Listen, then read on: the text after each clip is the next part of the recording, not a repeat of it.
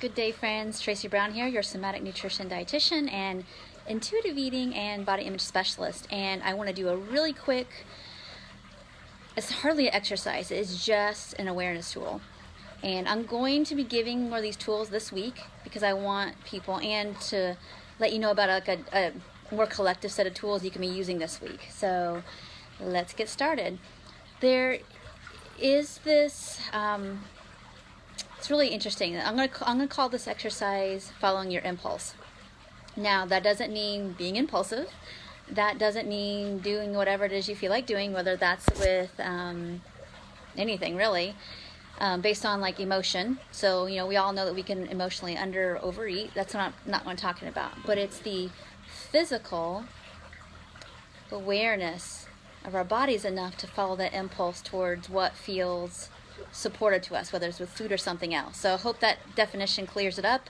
When I say follow your impulse, I hope you don't think I mean, oh, I have really bad heartburn, but who cares if I eat the thing that I know brings me lots of heartburn, because that's just what I want to do. I'm not talking about that. So following your impulse would mean literally when you're walking, and I highly encourage you to do this exercise taking a walk. So a morning walk, a walk on your lunch break, after work, that kind of thing. Take a moment to, as you're walking, and you can also do this if you're just sitting outside, but it's really nice to do this exercise outside, even if it's hot, just to be able to really almost slow down into slow motion what your body orients to. So for example, if you were to take a walk right now, or watch this and then go take a walk, I'd want you to be following your impulse to, if you feel like skipping, if you find I just want to stop and really listen to that fountain, just really listen to the sounds. I just really want to stop, and I want to sit on that cold concrete before the sun gets blaring on it this morning. If it's that impulse, I really just want to sit outside with my breakfast this morning, or and some of these are obviously these all come from physical places. It's not all that mental. It's not mental to think, I think that I should feel like that I want to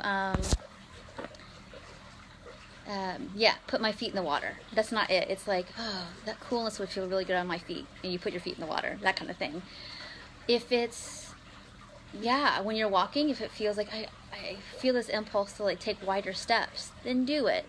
And so how we're going to translate that to food is the more you can practice that level of micro with your body, following that little impulse to feel joy or to feel pleasure or some more space, whatever it is, you start to be able to do that with your food. All right, so I want you to practice that today, just noticing where your impulse is. So as we're talking, I noticed at the corner of my eye that the breeze started blowing. And of course, my eye went to that gardenia that you saw, if you saw the picture of it this weekend, that gardenia bush, and I see it in the wind. I really, honestly, I just kind of want to watch it to see what happens. And I know that if the breeze gets going through it, it'll probably put out some perfume, which will make me really happy, and just to be with that for a second. Once we can start orienting, it teaches us about orienting toward the good. That's how it starts to help our food, is that we slow down enough to recognize, how else can I feel this supportiveness? And supportive eating really just means, are we eating in a way that best matches us physically, mentally, and emotionally? Sometimes that's eating the vegetables, sometimes that's cooking ahead, sometimes it means we're having chocolate cake and milk for breakfast. And we eat in each way we can, each moment we have, in a way that helps us feel the best we can. But it's not just about just straight up pure emotion and I'm not checking in. It's really about what best fits the needs I have right now in the season I'm in with my food. And it's not being, it's just less rule-based, but it's still about honoring the needs. So if you're in a season of intuitive eating where it's you got to eat the food, but maybe you need to just eat a bigger variety of food, but you still have to contend with your IBS or your diabetes or whatever. And I think that's the very important, detailed nuance that's missing in all the resources out there. Of course, that would happen if you're individual work with somebody. That's the deep level that would be happening. But sometimes that's hard to translate you know, in online books or resources or whatever. So just to kind of keep that in mind, that you're not doing something wrong. We just got to get that embodied aspect in it. If you found this video helpful, please let me know, because I want to do more of these things with you all to like